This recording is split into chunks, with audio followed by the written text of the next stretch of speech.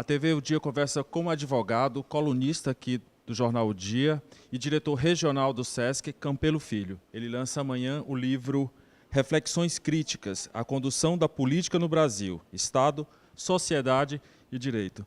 Olá, doutor, seja bem-vindo à redação aqui do Sistema O Dia de Comunicação. Esse é o primeiro livro que o senhor publica? Boa tarde. Esse é o primeiro livro, sim. Eu já tenho outros livros publicados, mas com artigos, não é? Que compõem um livro, não especificamente um livro integralmente da minha autoria. Este é o primeiro. Como eu mencionei, o senhor é colunista aqui do jornal O Dia já há 10 anos. Teve peso na publicação desse livro, os artigos que o senhor semanalmente publica aqui? Sem dúvida alguma, né? A inspiração deste livro vem justamente dessa coluna que a gente mantém aqui semanalmente no jornal O Dia. Então, nós fizemos uma compilação de cerca de 63 artigos, de mais de uma centena que nós temos. Então, selecionamos esses artigos de forma que desse uma uniformidade de pensamento e de conteúdo também, para que construíssemos uma história do Brasil dessa última década, né? Com aspectos relacionados com a economia, com a sociedade, com o direito e especialmente a condução da política no Brasil. Como é que o senhor desenvolveu esse livro nesses 10 anos? Bom, a gente sempre vem observando a sociedade. Quando eu digo que é um livro de história, é porque esse livro ele conta todos os movimentos sociais e políticos e econômicos que nós atravessamos nesse período, onde nós tivemos 3 presidentes da República, onde nós atravessamos uma crise seríssima, não só uma crise econômica, uma crise política, mas uma crise de moral e ética também no nosso país. Então, a diferença é que nós não colocamos nesse livro simplesmente relatos históricos. Como nós também fazemos parte desta história, como a gente vive também isso no dia a dia, nós podemos fazer uma crítica dessa condução da política. Então, isso é que é o interessante, é porque não é apenas um relato, mas também um relato crítico do que ocorreu. Inclusive, a gente coloca proposições para que haja uma mudança no pensamento político do nosso país. Doutor, que conclusão ou então que análise o senhor faz desses 10 anos? O senhor faz essa análise aqui no livro?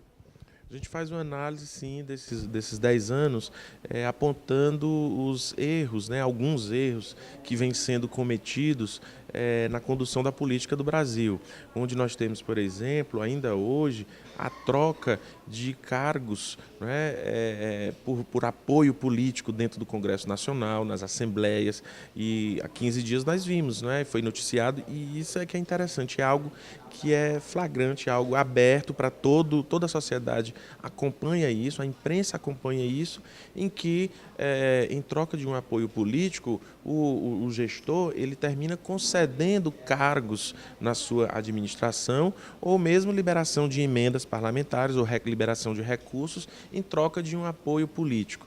E eu aponto isso como sendo um exercício ilegal da democracia. Não podemos chamar de democracia essa troca de favores políticos, porque os políticos, nessa hipótese, eles não estão apoiando porque é o melhor para o país, eles estão apoiando porque aquilo está sendo conveniente para eles. E nós não podemos pensar que políticos eleitos pelo povo, escolhidos pelo povo para defender os interesses da sociedade, passem a internamente defender interesses pessoais, que não o interesse da sociedade. Então a gente aponta isso também dentro do livro. O senhor lança o livro num momento de muita descrença, né, nos políticos brasileiros e também num momento de crise. Como é que o senhor avalia?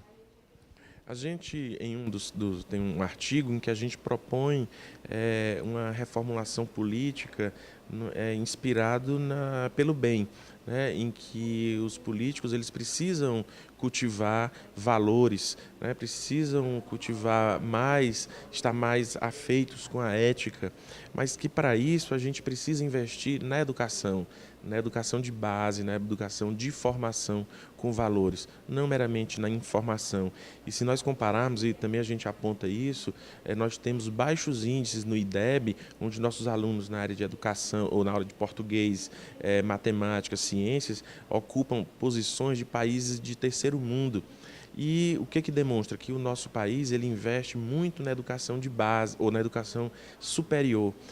todos os países desenvolvidos, que se você fizer uma pesquisa, vai descobrir que o maior investimento na área de educação é na área de educação de base, na área do ensino fundamental, do ensino médio. Aqui no Brasil é o inverso. E, coincidentemente, os países subdesenvolvidos fazem desse jeito, investem na educação superior, quando o investimento maior deveria ser na educação de base. As consequências é que nós temos cada vez jovens com uma formação ruim, uma formação baixa e que vai refletir futuramente nesse jovem enquanto também um profissional sem qualificação adequada, um profissional fora do mercado, e isso reflete também no desemprego.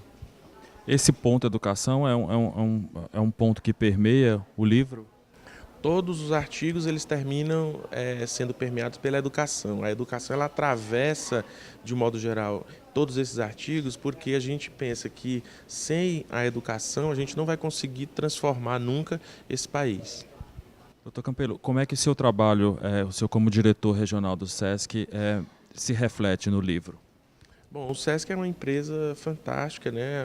É a maior empresa empresa privada de prestação de serviços sociais que existe no Brasil, talvez no mundo. Não conheço outra empresa que tenha esse nível no mundo de prestação de serviços na área de educação, de lazer, de saúde, de assistência e na área de cultura.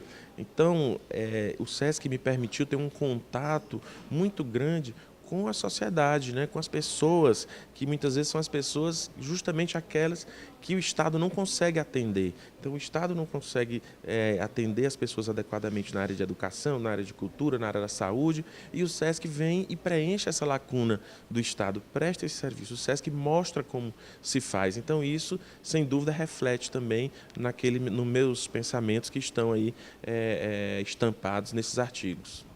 Doutor Campelo, sempre que eu faço essa entrevista aqui, eu conto com a ajuda dos meus companheiros de redação. O repórter João Magalhães, do Jornal Dia, ele preparou duas perguntas aqui para o senhor. Quais as dificuldades que o Poder Judiciário enfrenta neste momento de turbulência?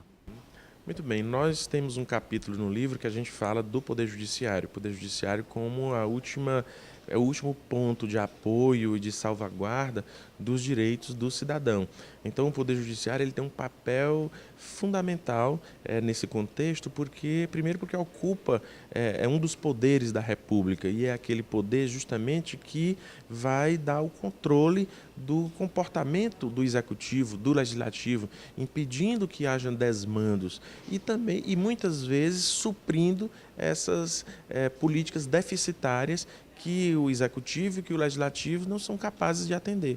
O Judiciário não pode fugir de nenhuma prestação jurisdicional. Então, sempre que o Judiciário é chamado, ele precisa dar uma resposta. Vivemos numa sociedade cada vez mais complexa, onde não temos leis que consigam controlar ou coordenar essa complexidade que existe nessa sociedade globalizada, e o judiciário ele vai ser chamado para atuar. Então o judiciário ele tem esse ponto importante, que é apontar soluções para essas questões que o próprio legislativo ou o próprio executivo não tem uma resposta a dar ou não tem uma resposta adequada. Talvez até o senhor tenha respondido a outra pergunta dele, que ainda nesse sentido aí do Poder Judiciário. Como o senhor observa a atuação do Poder Judiciário do ponto de vista político para garantir a estabilidade entre as instituições? O Judiciário ele é fundamental, não é? Eu escrevi recentemente um artigo que foi publicado no site nacional, que eu digo o seguinte: crise entre os poderes é crise de democracia, onde quando há um conflito entre os poderes, e nós tivemos um recentemente relacionado ao Executivo e ao Supremo Tribunal Federal e ao próprio Legislativo, houve uma determinação de prisão do presidente do Senado, né, ou da Câmara dos Deputados, e não foi cumprido, então gerou um certo atrito entre os poderes. Então isso é uma crise de democracia.